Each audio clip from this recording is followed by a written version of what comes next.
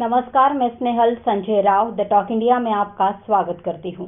America सेना के अफगानिस्तान से वापसी के साथ ही भीषण युद्ध छिड़ गया है। तालिबान के तेज हमलों के सामने देश की राजधानी काबुल को बिखेर कर रख दिया है। तालिबान के लड़ाके अफगानिस्तान की राजधानी काबुल में घुस गए हैं और केंद्रीय सरकार से बेशर्त आत्मसमर्पण करने को कहा है। तनावपूर्ण हालातों के बीच खबर आई कि अफगानिस्तान के राष्ट्रपति अशरफ गनी ने अपने पद से इस्तीफा दे दिया है।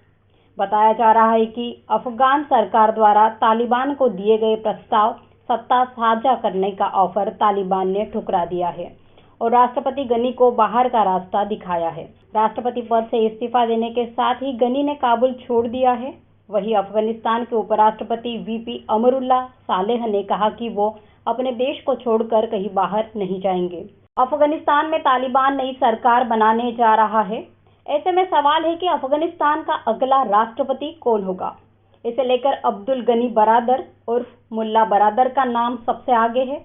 मुल्ला बरादर तालिबान का राजनीतिक प्रमुख है और उन 4 लोगों में से एक है जिन्होंने 1994 में अफगानिस्तान में तालिबान का गठन किया था। साल 1996 में जब अफगानिस्तान में तालिबान का शासन स्थापित हुआ था, तब मुल्ला बरादर को देश का उप रक्षा मंत्री भी बनाया गया था। फिर 2001 में तालिबान के हाथ से सत्ता जाने तक वह इस पद पर बना रहा था। अफगानिस्तान के लोग 90 के दशक में तालिबान राज्य के जुल्मों सितम को भूले नहीं है, इसलिए उसके हाथ में वास्तविक सत्ता आने से पहले ही किसी भी कीमत पर देश से निकल जाना चाहते हैं। इसके लिए काबुल एयरपोर्ट पर लोगों की जबरदस्त भीड़ लगी हुई है। अफगानिस्तान के लोगों के हालात को बयां करती ऐसी ही तस्वीर हाल ही में वायरल हुई थी, जिसमें विमान से लटके 3 लोग ऊंचाई से गिरकर मर गए थे। तालिबान की बढ़ती ताकत की वजह से रविवार को ही अफगानिस्तान से भारतीय राजनयिकों को वापस बुला लिया गया था। रविवार को काबुल से एयर इंडिया का एक विमान 120 यात्रियों के साथ भारत वापस आया था और कनाडा समेत कई देशों ने दूतावास सस्पेंड कर दिए थे।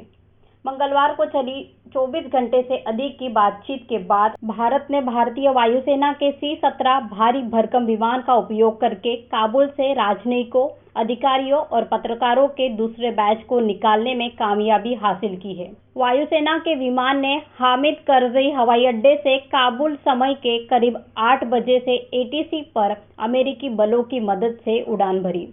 अफगानिस्तान में सत्ता तालिबान के पास चली जाने के बाद वहां से दिल्ली आए अफगान राष्ट्रपति अशरफ गनी के वरिष्ठ सलाहकार रिजवानुल्लाह अहमदजई ने कहा कि अफगानिस्तान के अधिकतर हिस्सों में शांति है। लगभग सभी राजनीतिक लोग काबुल छोड़ चुके हैं। करीब 200 लोग दिल्ली आ गए हैं। मुझे लगता है कि यह नया तालिबान है जो महिलाओं को काम करने की आज़ादी देगा। महिलाओं की आज़ादी तालिबान शासित देश में एक सुनहरे सपनों सा लगता है, क्योंकि यह पूरा विश्व जानता है कि तालिबान शरिया कानून से आतंक फैला रहा है और शरिया कानून में महिलाओं की कोई इज्जत नहीं है। आज के लिए बस इतना ही। हमसे जुड़े रहने के लिए द टॉक इंडिया चैनल को सब्सक्राइब करना ना भूलें। धन्यवाद। जय हिंद।